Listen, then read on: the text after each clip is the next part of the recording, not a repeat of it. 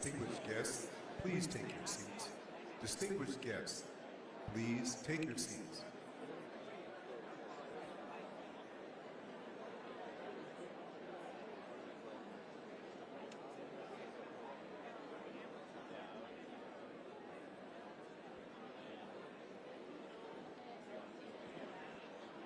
Please welcome the Acting Secretary of the Department of Housing and Urban Development, Adrian Todd.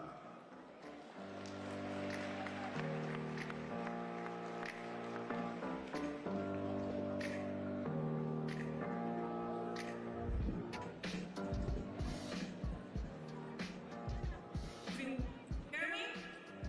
All right, good afternoon, NAACP. It is good to be here with you this afternoon. You know, when I was a little girl, I used to love superhero movies. I loved watching Superman and Wonder Woman. They always made everything right at the end. I enjoyed seeing the good guys beat the bad guys, right over wrong, light over darkness. But then I grew up and became a grown woman. And I realized that superheroes, real superheroes, don't wear capes and have invisible airplanes. Heroes are the people like NAACP who fought for our rights and access to schools, access to better housing, and access to jobs. That's the work of real heroes. And it's this formidable organization that made it so that a young girl, a young Adrian, who was the first in her immediate family to go to college, to have the opportunity to stand here before you right now. You did that. So I want to thank you for helping my family and, quite frankly, generations of Black families across the country who are better off because of your work. And I want to thank President Johnson for continuing the fight.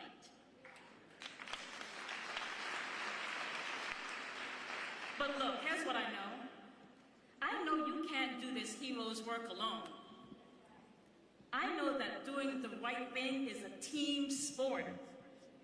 And I'm proud to be a member of a team, the Biden-Harris administration, that understands right from wrong and what needs to get done. And at HUD, we are doing our part. In just the past couple years, we've helped 250,000 Black families buy a home. We've helped thousands of Black families keep their homes when times got hard. We've provided down payment assistance to help folks who may not have family and friends to rely on. In fact, right here in this state, HUD's Housing Counseling Team is serving as founding members for a new initiative with the goal of helping 25,000 Black families buy their home. And let's hear it for that. And we're seeing progress. The homeownership gap between white folk and Black folk during this administration has been reduced by 13%. We know there's work to do, but we're on the right path. We've provided more support for renters to pay their rent. We've sent $50 billion to communities, and we provided more rental vouchers for low-income folks who just need a fair shot. We've given local leaders historic levels of funding to help our homeless brothers and sisters find shelter. And I'm seeing our homeless numbers go down in different communities across the country, but I know we have work to do. We have work to do. Our grandparents, our sisters and brothers and cousins on the street need our help. HUD has provided millions of dollars to HBCUs to study and research ways that we can improve the housing condition of Black people across this country. And that's money well spent. And we are fighting appraisal bias. You know, we should not have to, listen to me, we should not have to take down pictures of our grandparents, pictures of our parents, pictures of our children's wedding, to make sure we're getting a fair appraisal of our house.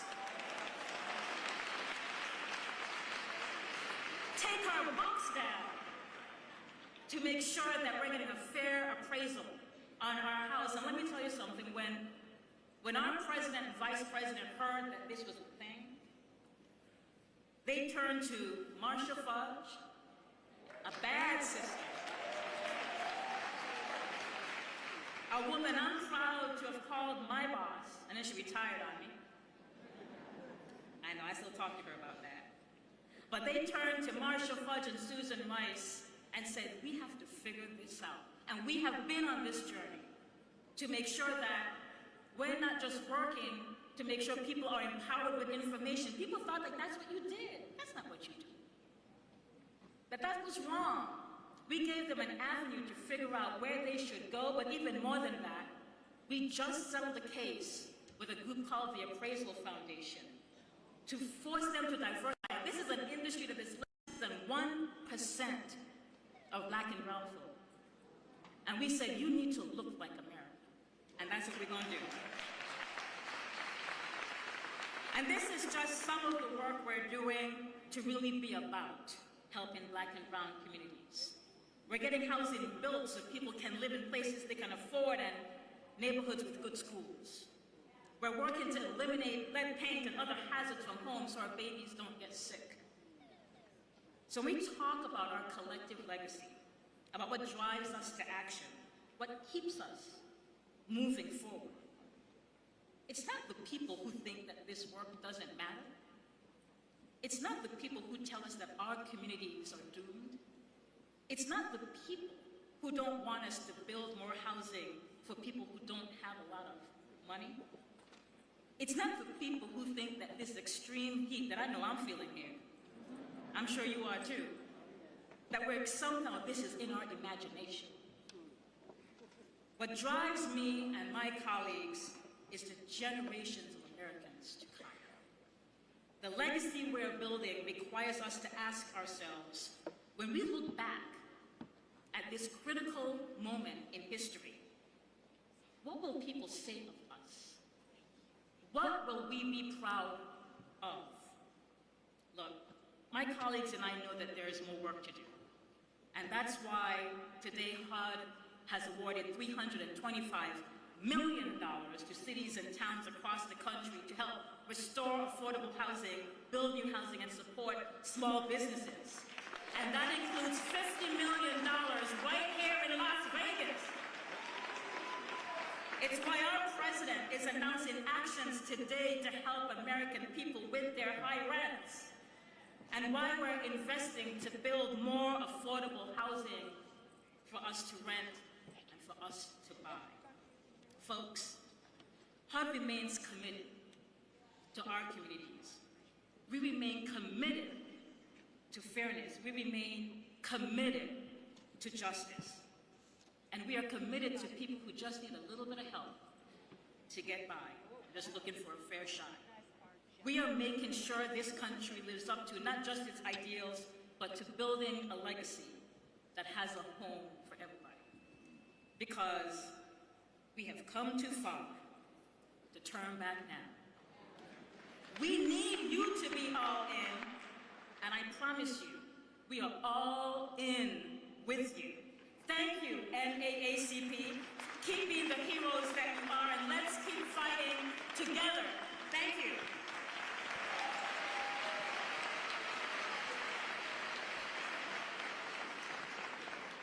Welcome to the stage next. Please welcome Assistant Attorney General for the Civil Rights Division of the Department of Justice. Here's Kristen Clark.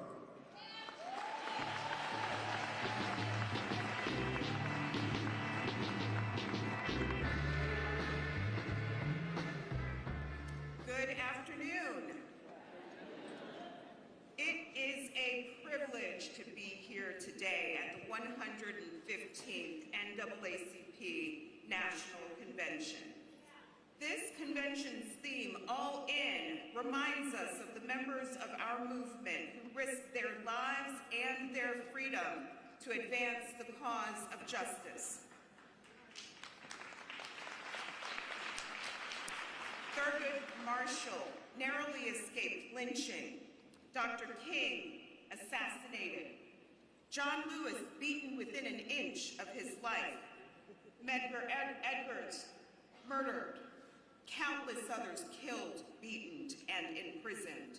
While I hope that none of us are ever asked to bear such risk, we should remember the sacrifices of those who came before us as we measure what all in means in today's fight for justice and what we must do to honor their legacy.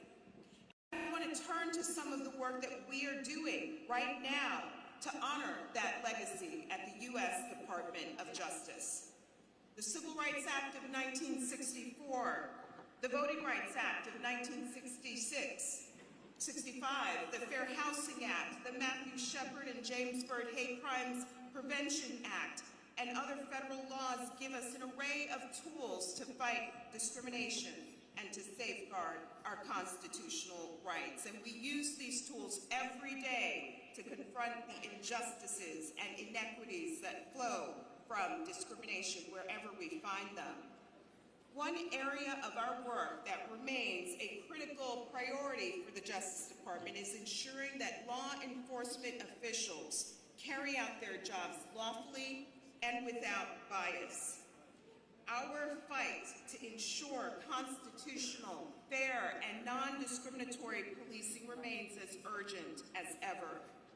We have prosecuted officers who abused their power, including those tied to the tragic deaths of George Floyd in Minneapolis, Tyree Nichols in Memphis, and Breonna Taylor in Louisville.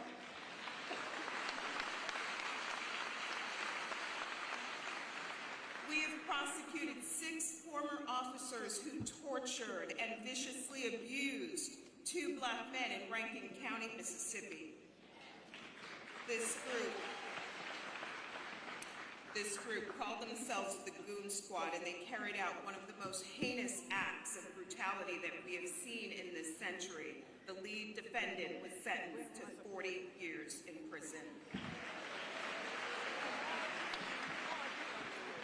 We have investigated law enforcement agencies engaged in a pattern or practice of conduct that violates the Constitution, including in Minneapolis, Louisville, Memphis, New York City, Louisiana, and Lexington, Mississippi. Just last month, we announced our findings that the city of Phoenix and its police department have engaged in a pattern or practice of unlawful conduct, including discrimination against Black, Hispanic, and Native American people when enforcing the law, and using excessive force, including deadly force. Wherever we find violations, we invite leaders, community members, and other stakeholders like the NAACP to work with us to chart a path to reform. Another core mission of the Justice Department is protecting the right to vote.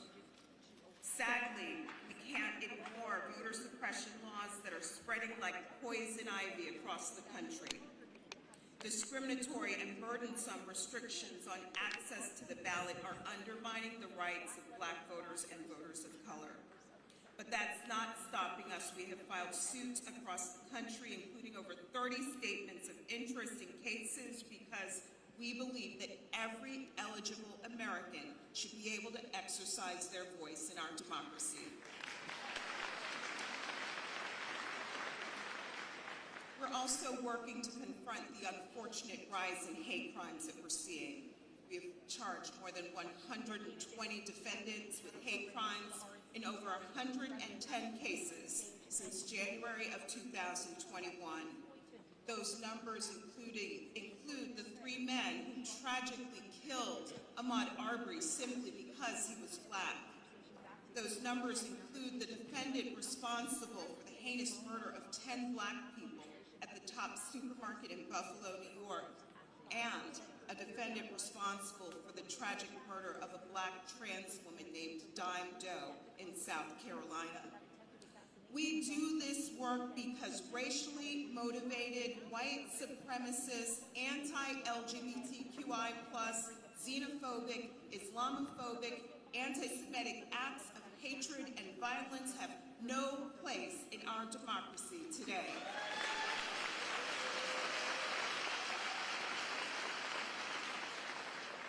We're also ramping up the fight for environmental justice. We know that climate change disproportionately affects communities of color.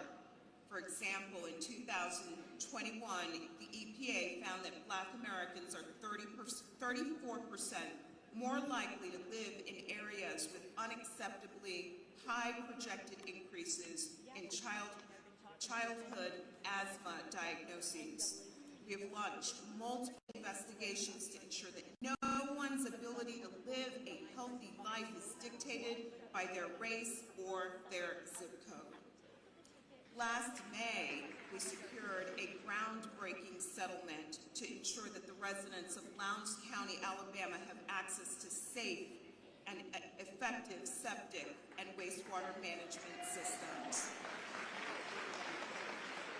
Whether we are talking about lead-laced water, illegal dumping, or exposure to raw sewage, we cannot tolerate these injustices in our communities today. And we're working to ensure that the gateways to opportunity and the ability to amass generational wealth are open to all. And we're doing this by working to end modern-day redlining. Our Combating Redlining Initiative, launched with the leadership of Attorney General Merrick Garland, has brought more than $122 million in relief to communities all across the country. We're working to also address appraisal discrimination, which the Secretary just talked about a moment ago. Too many of our jails and prisons woefully mistreat incarcerated people, and we're also striving to end this. For example, in an investigation, we recently found that Parchman Prison in Mississippi failed to provide adequate mental health treatment, failed to take sufficient suicide prevention measures, subjected people to prolonged solitary confinement in egregious conditions, and more. We do this work because people do not surrender their rights at the jailhouse door.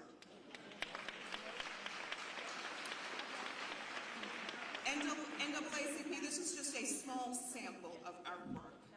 As I close, I want to note that through our efforts to protect civil rights, we recognize that an all-in fight for equality requires just that, all of us. Never has that been truer than it is right now. As one of the great founders of the NAACP once noted, W.E.B. Du Bois, now is the accepted time, not tomorrow, not some more convenient season. It is today that our best work can be done, and not some future day or future year. It is today that we fit ourselves for the greater usefulness of tomorrow. Today is the seed time. Now are the hours of work, and tomorrow comes the harvest. So NAACP, I promise you that the Justice Department, the People's Justice Department, will continue to stand alongside you and all those who work and fight for equal justice in our country. We will not give up. We will not wait for some more convenient season. We are all in now, and we will remain all in until we can reap the harvest. Thank you.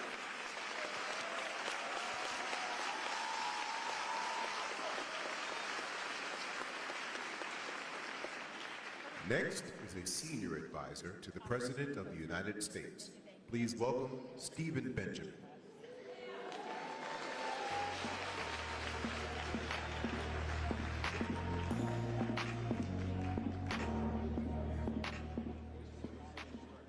That's some pretty cool walkout music, Congressman. I'm not sure what that was.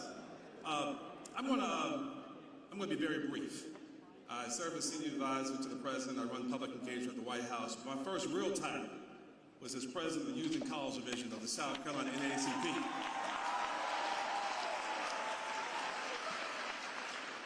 As my parents, my Congressman Jim Carmose will tell you that titles don't make leaders. Leaders are servants. When I think about, and I'm here, honestly, in my capacity, my friend Derek Johnson, who I met as a youth leader here, asked me to say some things on behalf of the incredible, diverse leadership that our president has assembled across the administration, but certainly at the White House. I think of the president's wisdom, and I think of my grandfather, Sam Benjamin. My grandfather, like many of your parents know this, was not an educated man. He wasn't a man of letters. He didn't go to college, get the degrees that we all have, but he was a Christian man. Often teach me and my brothers the lessons that we need to know to survive in life. He often go to the book of Joshua, chapter 24. He talked about how Joshua renewed the covenant at Shechem. How he assembled all the leaders, the elders, and the judges. He began to recount for them all the things that God had done for them up to that point. How he sent Moses and Aaron to deliver them from Egypt. How he delivered them back in battle from the Amorites and the Perizzites and the Hittites and the Hivites, and the Girgashites, and the Jebusites, and the children of Jericho, all the things that God had done for them up to that point. And he said, I've given you a land for which you did not toil, in cities you did not build, yet you live in them, and eat from olive groves and vineyards that you did not plant. I've given you a land for which you did not toil, in cities you did not build, yet you live in them. That was my dad's long way of saying, now, boy, no matter how smart you think you are, no matter how talented you might think you are, no matter how you may think that life has been served up to you in a silver platter, you didn't get here on your own. You didn't get here on your own. There's a price that you must pay for the opportunities you've been given in life. He made sure I knew about the people who marched for me and didn't know me, the people who cried for me, had no idea I'd ever exist, the people who kicked down the doors of the University of South Carolina in 1963 had no idea that Maggie and Sam Snap had a little boy who would go there someday. People that died for me and didn't even know my name. So I am here on behalf of all of us at the White House to say thank you, NAACP.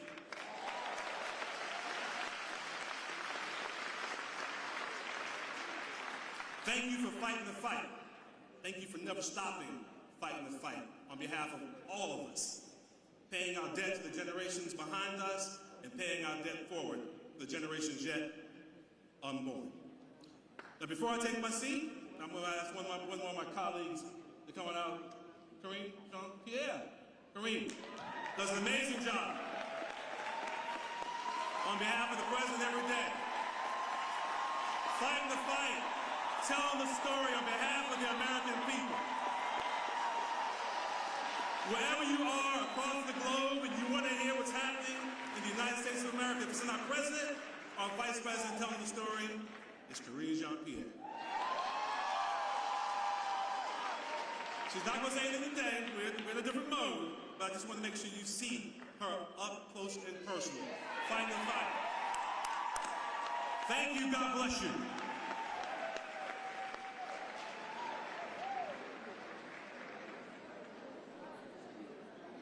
It's one thing to thrive, but it's another thing to do it for us. What does it mean to be Black and thriving? It means basking in our culture, our unique influence, our rhythm of joy. It means celebrating our community, our alma maters, our villages of pride and excellence. It means taking center stage, painting the town black, setting the standard on what it takes to be bold, talented, and revered. It means putting Black America first. No need for beginner's luck. We've been doing this. For culture, for community. We stand in the gap. We stand firm in our contributions, past and present. We advocate. We represent. We recognize. And when we vote, we vote. And vote. And vote again to make democracy work for Black America. And we make that happen. Because of you, because of us, because of them. We make good happen for culture, for community.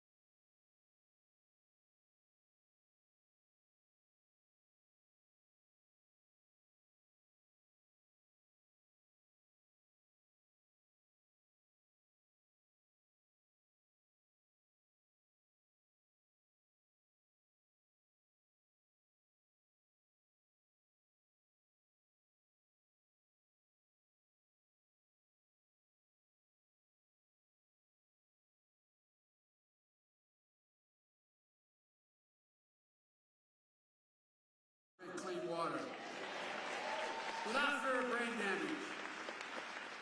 We're delivering high-speed and affordable broadband. No child should have to sit out in the parking lot with their moms in front of a McDonald's so they can get online to do their homework. And because of you, you're not only protecting Obamacare, you allowed me to increase it, making health care more affordable. We're putting, and by the way, more than it's ever been, millions of African Americans have now had health care because of Obamacare. We're putting home ownership within reach. How do you generate generational wealth, no matter what community you're from? I know how we did it. Everything got stuck in Scranton with no jobs. Moved to Delaware. Dad worked like hell to get down payment to buy a small house. That's how you build equity. As small as a 3-bedroom split-level home with 4 kids and a grandpa lived with us, but it was a home, and he was able to build some equity. Look, we're making the most significant investment in climate ever in all of history.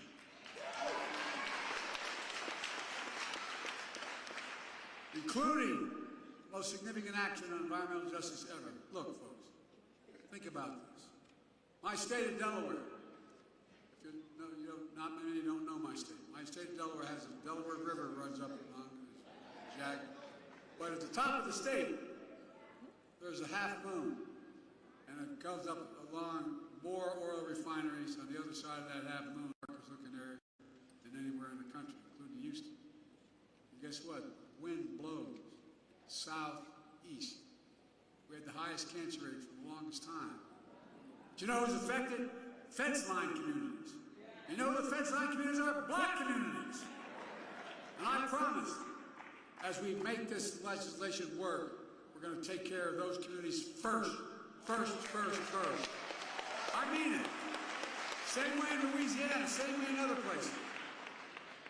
Look, we've received student debt for more than 4 million borrowers. A significant amount of black borrowers.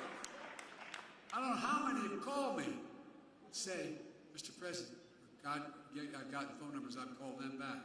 Mr. President, thank you. I couldn't get married. My debt was so large. I couldn't have children. I couldn't think of, no, I'm serious, you know it. Couldn't buy a home. But what you did, you freed me of my debt, and you gave me $10,000 for a down payment on a home.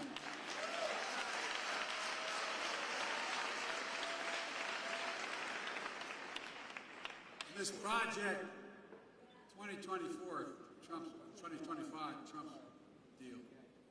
You know, he talks about education. HBCUs are as good as any other university. Guess what the problem is? Oh, I'm serious. Not a joke. Kamala and I have a constant fight. She says Howard's the best. I say Delaware State's the best. Because that's where I got my start. But my point is this. They don't have the endowment. So what are the jobs of the future? The high-tech jobs of the future. You're going to pay a lot of money. They don't have the money for the laboratories. They don't have the money for all that material. So that's why I've invested a record $16 billion in HBCU. There's no HBCU student is any less qualified than any student anywhere else.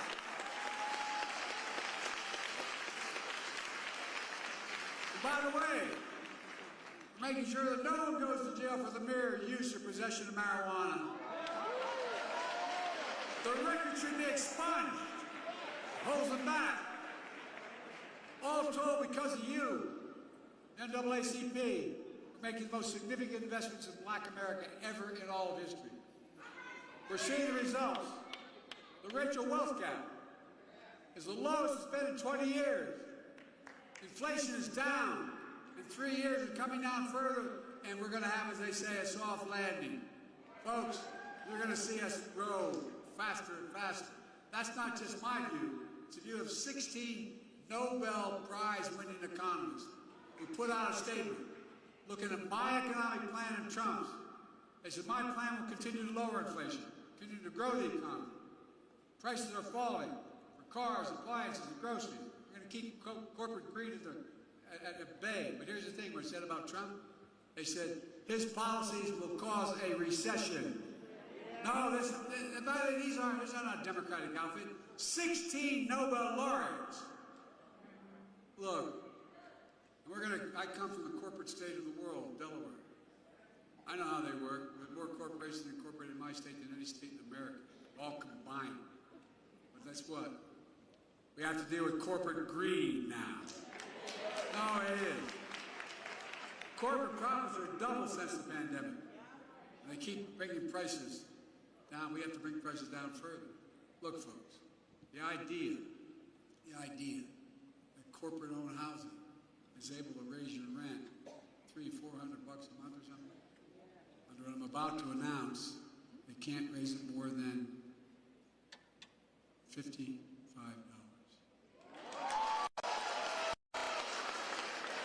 That debate is taking place. The bottom line is we're just getting started.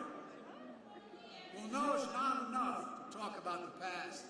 We need a vision for the future.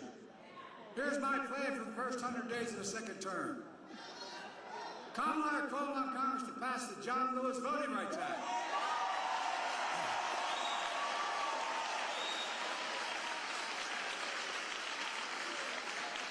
I did all that I was constantly able to do with executive authority, but we need the act.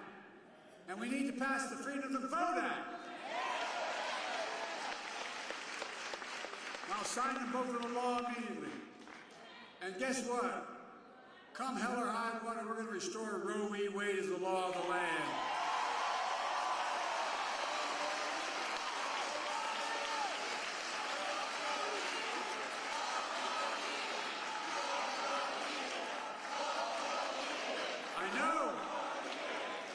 I know you say, Joe, you may not have a Congress. Well, guess what? You all told me I couldn't pass the Inflation Reduction Act. You all told me I couldn't face it. Anyway, we did it. With your help. Republicans blocked police reform in Congress. So I signed a historic executive order on police reform. I'm going to come back and we'll sign George Floyd and Policing Act into law, come hell or high water. Now we're going to stop nagging Republicans. We're going to stop them in their program on 2025. We're going to stop them from cutting Social Security and Medicare. I'm going to expand Social Security and Medicare by making the very wealthy begin to pay their fair share. We're going to bring rents down, as I said. We're going to build 2 million affordable homes. And cap rent increases of 5% a year so corporate landlords can't go. Anyway, I don't want to get going. I'm going to get very upset. But there's counting America. And we're going to keep relieving student debt. We're going to end medical debt. We've already made sure medical debt can no longer be put on a credit report. Well, I'm working with states to wipe out medical debt for pennies on the dollar so it's not hanging over you the rest of your life. We're going to raise the federal minimum wage. Our first term, we capped the cost of insulin for seniors at $35. Total drug costs for seniors, beginning in 2024-5, at $2,000. And some of those cancer drugs are $10, $12, $14,000 a year. But the second term, we're going to do that for not just seniors, for everyone in America. By the way, not only saves lives, it will save taxpayers just what I did on the first round on dealing with Medicare. It saves the taxpayer $160 billion because they don't have to pay these exorbitant prices to these anyway. This year, Medicare is negotiating lower prices for some of the costliest drugs in the market. That threats everything. That treats everything from heart disease to arthritis. In the next term, we want to go further. Give Medicare the power to negotiate lower prices for 50 drugs a year, not 10. That not only will save lives, it's estimated to save the taxpayer another $200 billion a year. This is saving taxpayers money. By the way, if you notice, all the stuff they said big spend and buy, We have lowered the deficit, not raised it. We've increased economic growth. Folks, here's what else I'm determined to do. Determined to end Trump's tax cuts for the very wealthy big corporations. And make the tax code fair and ease the burden on working people. I kept my commitment that no one making less than $400,000 I never saw in my life till I got elected president will pay a penny more in federal taxes. But here's the deal. We have in America, since the pandemic, 1,000 billionaires. 1,000. You know how much in federal tax they pay? 8.2%. That's the federal tax, 8.2%. We're going to make billionaires pay a minimum 25%, which is low. No billionaire should pay a lower tax rate than a teacher, a firefighter, a nurse, a janitor. That's simply ridiculous. And when we do that, that alone will generate $500 billion in revenue over the next 10 years, allowing us to lower costs for families and save the government money. We can do more on elder care, child care, bringing down the federal deficit, and so much more. This is not rocket science, folks. But they've convinced us any spending of money is costly. It's saving money. By God's truth, it's saving money. And it's vitally important. You know, the next president of the United States could appoint 2 or more justices to the Supreme Court. Just imagine. I know the states. Folks, my vision for the future will continue to be all about working people in this nation. And my whole career, go back and look at it. I've not been perfect by any stretch of imagination. But a simple proposition, the family I come from, the neighborhood I come from. Everybody deserves a shot. Just a shot. No guarantee. Give hate no safe harbor. Leave no one behind. That's a stark contrast to my predecessor, the mega officials. They'll do everything, undo everything the NAACP stands for. But now they're trying to deny it. They're lying about their Project 2025. They want to deny you freedom, the freedom to vote, have your vote counted. They'd impose a nationwide ban on abortion. This new vice president, if you ever any doubt, man, just take a look at what he's been saying. They want to prosecute political enemies. They want to cut Social Security and Medicare, rip away protection from millions of pre-existing conditions, or 400 million people.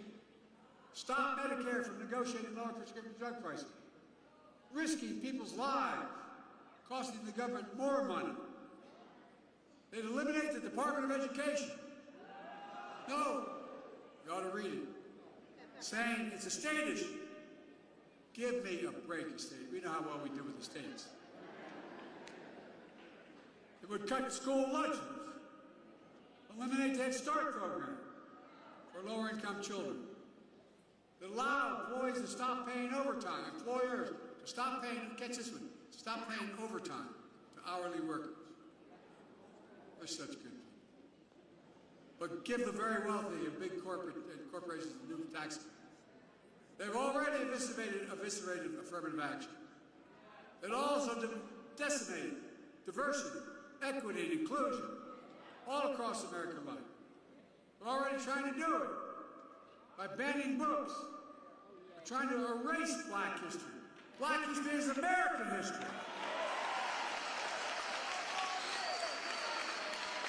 Folks, I'm not being dramatic. We cannot let that happen. That's why it's so important to me, it was so important to me, to make Juneteenth a federal holiday. They can't erase it. People are going to know what happened with Juneteenth. That's why I made federal lynching a federal hate crime in Emmett Till's memory, and that's where you've been reminded. Remember what they're trying to do? As well as establish national monuments for Mamie and Emmett Till. So much more. So there's no doubt about what's happening. Look, folks, as I said before, we know black history is American history. It's as simple as that. Let me close with this. I've been young, and now I'm old. Yet I have not seen the righteous forsaken. I have not seen the righteous forsaken. And I will not see the righteous forsaken. Hopefully, with age, I've demonstrated a little bit of wisdom. Here's what I do know. I know how to tell the truth. I know right from wrong. I know how to do this job. And I know the good Lord hasn't brought us this far to leave us now. There's more work to do. This is the moment to be engaged. The work you're doing to recruit hundreds of thousands of volunteers, move millions of people to make their voices heard. May well determine America's future for decades to come. And folks, that's important. We must all be defenders for freedom, justice, equality, and the bedrock of democracy. There's been no more important voice in that truth than the voices of the black community. I mean it. When Americans fail to live up to what we say we believe, you don't give up hope, nor do I. We've always loved this country, even when it has not loved us back.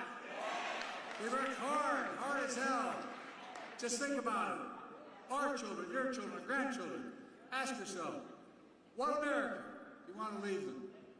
My answer is an America of hope, fairness, opportunity, possibilities. Look, I spent more time with Xi Jinping of China than any other world leader has. I was with him in China on the steps of the mountain. And he looked at me and he said, "Can you define America for me?" I said, "God's truth." I said, "It's recorded." I said, "Yes, in one word, America. Possibilities. Nothing is beyond our capacity. America, where it's full of promises available to everybody. America, where racism and violence are no longer the ghost that have too long haunted the nation. Folks, it's about you and your families and everything NAACP has stood for generations. Freedom, democracy, America.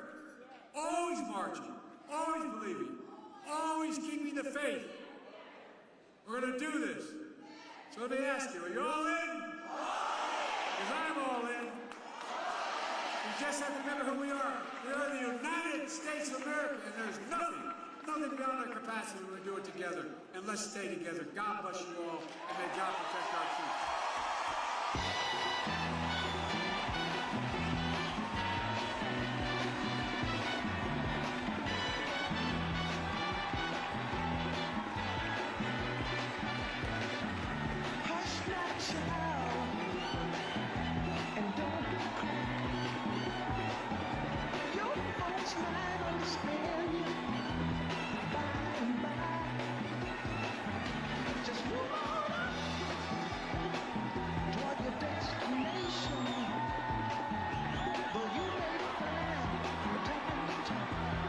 Attention all attendees. Attention all attendees. Please remain for this announcement. First, members of the Resolution Committee, please exit to the Mandalay Ballroom now. Remaining delegates and attendees, we welcome you to the 115th NAACP Convention.